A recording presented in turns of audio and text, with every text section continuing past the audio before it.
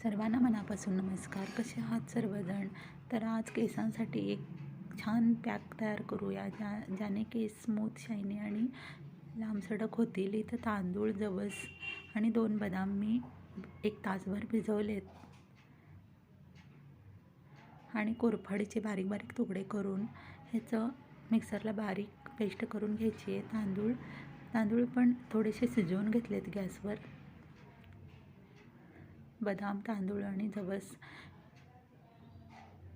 आणि शिजल्यानंतर ते थंड झाल्यावर मिक्सरला ह्याचीही पेस्ट करून घेतली आहे आणि कोरफड आणि हे तांदळाचं मिश्रण एकत्र करायचं आहे. आणि तुम्ही खोबरेल तेल घाला किंवा तुम्ही तयार केलेलं एखादं तेल असेल तर ते घाला आणि सगळं मिक्स करून केसाला हा पॅक आंघोळीच्या 1 तासभर आधी लावून ठेवा आणि केस धुवा.